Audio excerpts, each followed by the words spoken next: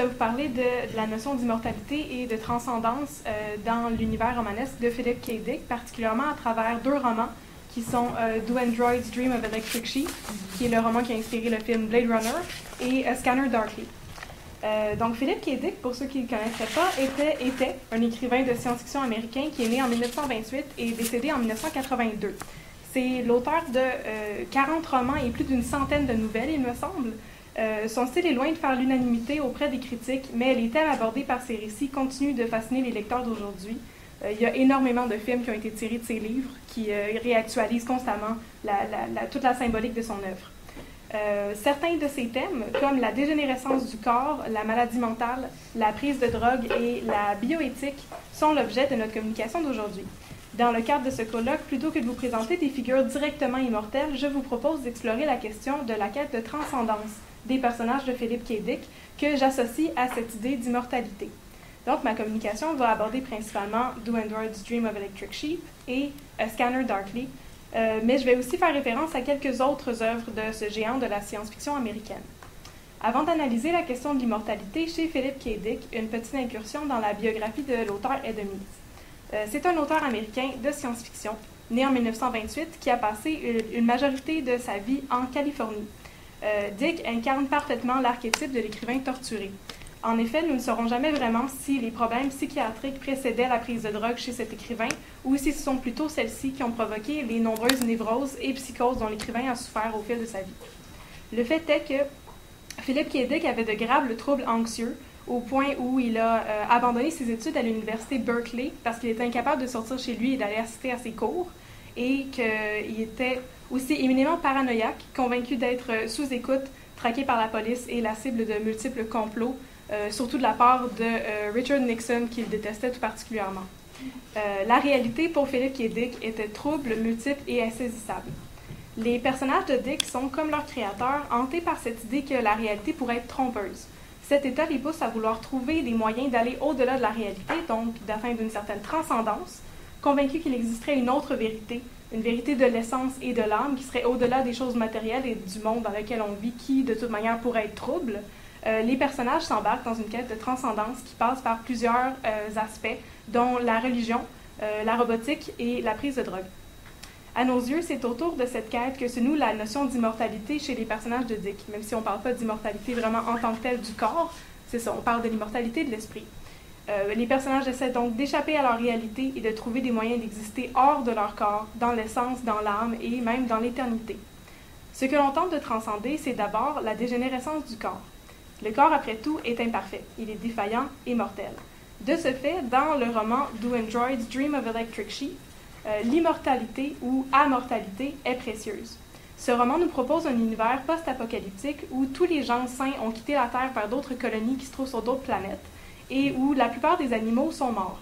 Il ne reste sur Terre que des sous-hommes, entre gros guillemets, qui auraient échoué les tests nécessaires pour quitter la Terre. C'est à la fois des tests physiques, intellectuels et psychiatriques, et quelques animaux, mais qui sont très rares. Dans un tel contexte, la vie devient extrêmement précieuse et posséder un animal est un gage de richesse, puisque la grande majorité des animaux sont morts.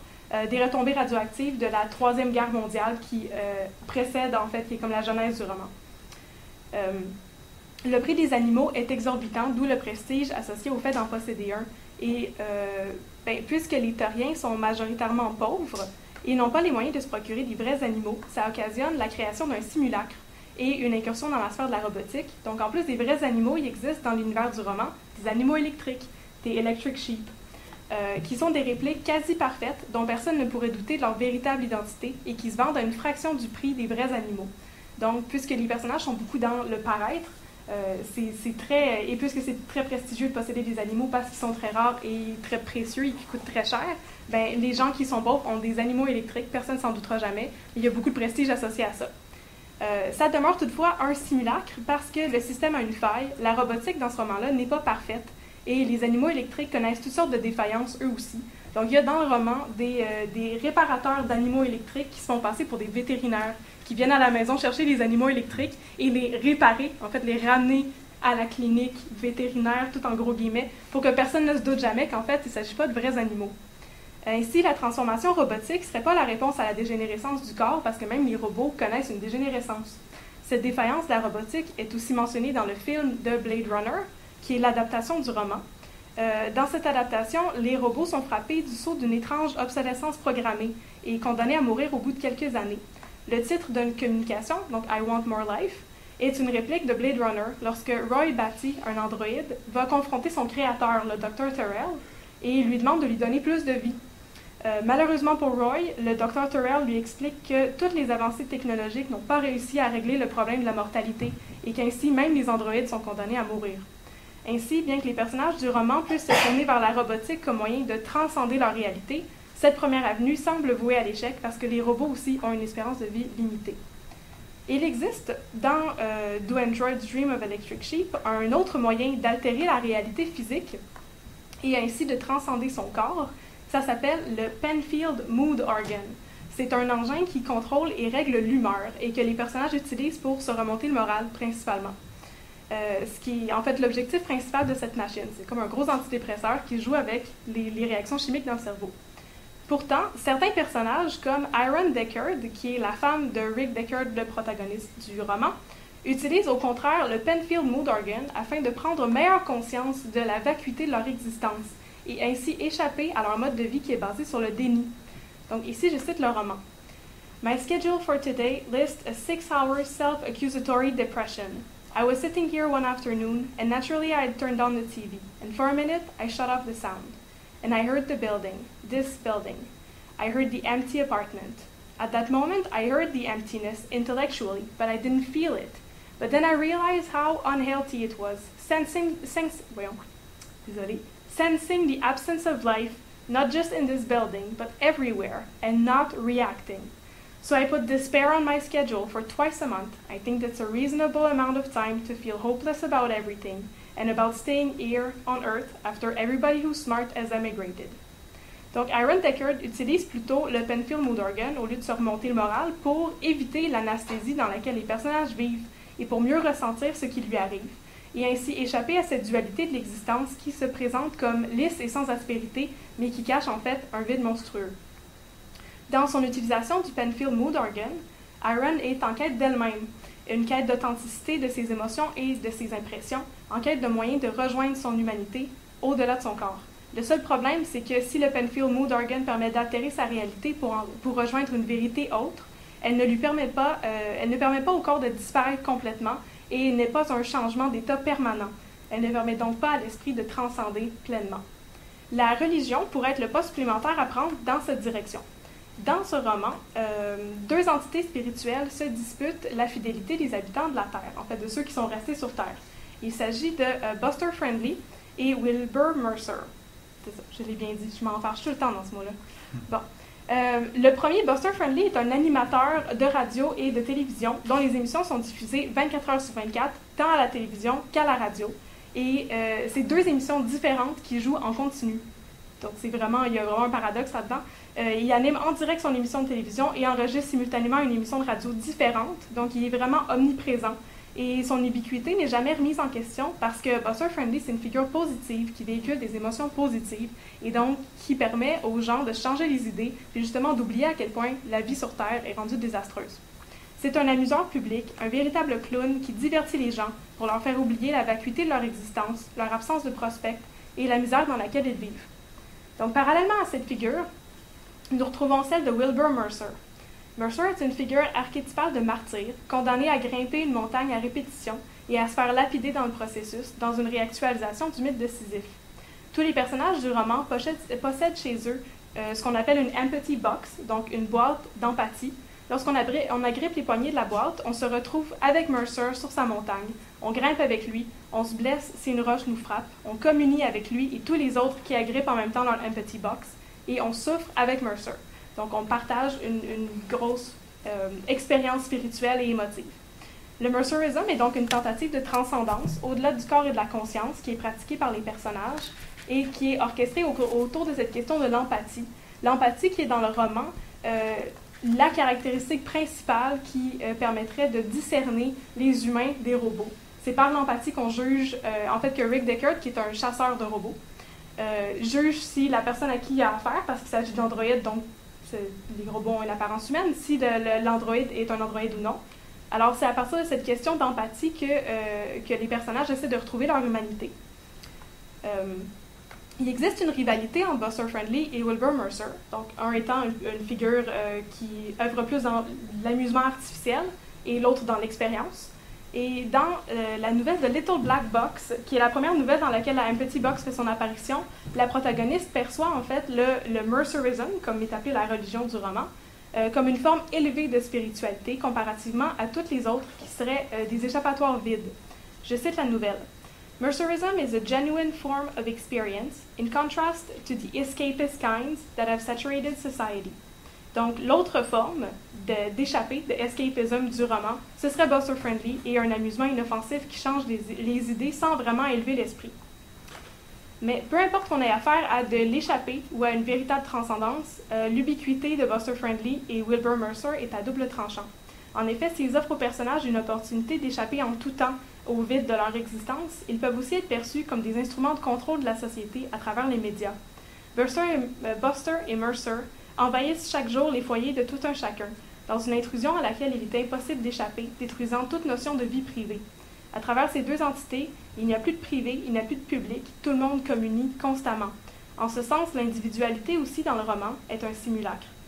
Puisque le même message traverse tous les foyers, tous les personnages sont assujettis aux mêmes idées médiatiques. L'individu s'éclipse au profit de la communauté et devient en ce sens plus facile à contrôler. Ici, je cite Jill Galvin dans son article « Entering the Posthuman Collective in Philip K. Dick's Do Androids Dream of Electric Sheep ». Technology often acts in Dick's novel as the long arm of the government, furtively breaching the bounds between public and private. Et cette réalité est même décriée dans le roman. Ironiquement, c'est Buster Friendly qui livre à ses auditeurs le message suivant. Ask yourselves what it is that Mercerism does. If we're to believe its many practitioners, the experience fuses men and women together into a single entity. But it is an entity which is manageable by the so-called telepathic voice of Mercer, like an ambitious, politically minded would-be Hitler.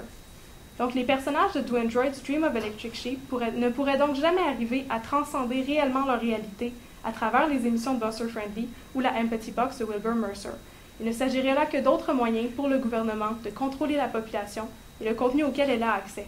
Et toute tentative d'accéder à son humanité ou son individualité à travers ces différents moyens ne serait que simulacre.